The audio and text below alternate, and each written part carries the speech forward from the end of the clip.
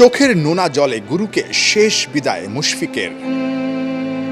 খারাপ সময়ে শরীফুলরা ডাকলেই আর পাগলের মতো ছুটে আসবেন না ওদের প্রিয় জ্যাকি স্যার।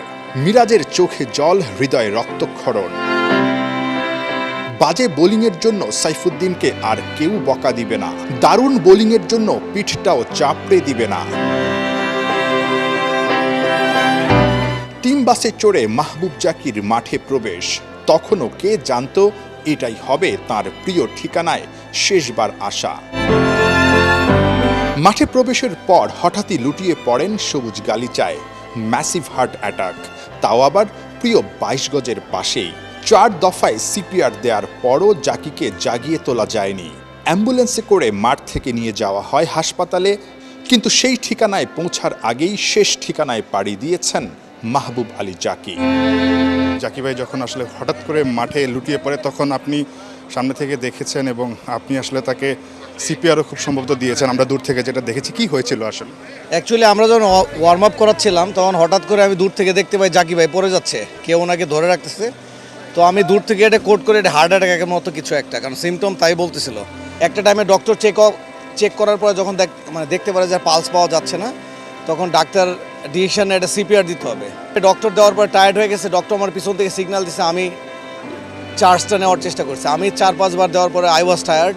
আমাদের আরেকজন স্ট্রেংথ অ্যান্ড কন্ডিশনিং কোচ ছিল তুষারকান্তি হাওলাদার, উনি এসে দিচ্ছিল। এতগুলো এই 6-7 বার সিপিআর দেওয়ার পরে উনি রিভার্স করছিল।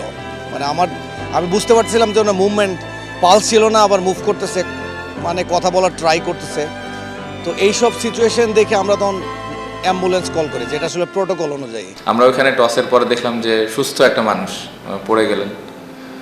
তারপরে ওখানে সিপিআর দেওয়া হলো, পালসটা একবার এসেছিল, তারপরে তো অ্যাম্বুলেন্সে যাওয়া হলো। বাট আসলে সবাইকেই আমাদের একদিন চলে যেতে হবে, বাট এতটুকু রিকোয়েস্ট করবো পুরা সবাইকে, দেশের মানুষকে তার জন্য দোয়া করবেন। উনি আসলে কখনো হেডমাস্টার টাইপ কোচ ছিলেন না, উনি খুব আন্তরিকতার সঙ্গে প্লেয়ারদের সঙ্গে মিশছেন। ঢাকা জিতেছে, মাহবুব জাকি মাঠে, জার্সিতে না, শেষবার এলেন সাদা কাফনের কাপড়ে। অ্যাম্বুলেন্সে তার নিথর দেহ, আর 22 গজে ঢাকার জয়।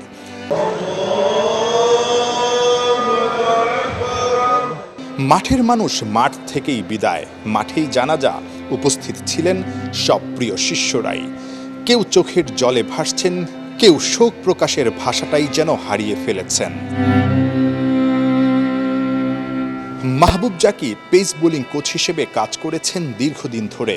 নিষিদ্ধ হবার পর তাসকিনের ওই খারাপ সময়ের সঙ্গী, মুস্তাফিজের প্রথম কোচ।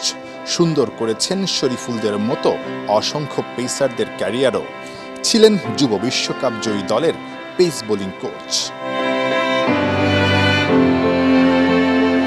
শেষবারের মতো মাঠ থেকে, প্রিয় মাঠ, যে মাঠে লম্বা সময় পার করেছেন, সেই মাঠ থেকে বেরিয়ে গেলেন মাহবুব আলী জাকি। টিম বাসটাও চলে যাচ্ছে, আপনারা দেখছেন। সেই টিম বাসে করেই তিনি এসেছিলেন এবং বিপিএলে সিজনের প্রথম ম্যাচটায় ঢাকার জয়টাই হয়তোবা দেখতে চেয়েছিলেন। ঢাকা জিতেছে, কিন্তু মাহবুব আলী জাকি নেই, বাসটাও তাকে ছাড়া চলে গেছে। এটাই চরম বাস্তবতা। মাহবুব আলী জাকি চলে গেলেও রেখে গেছেন অনেক গুণগ্রাহী বা অনেক শিষ্য, যারা কিনা তাকে বাঁচিয়ে রাখবেন তাদের পারফরমেন্সে, তাদের খেলার মধ্য দিয়ে। Nahiyan bin Jasim, ৭১, Sylhet international cricket stadium, Sylhet.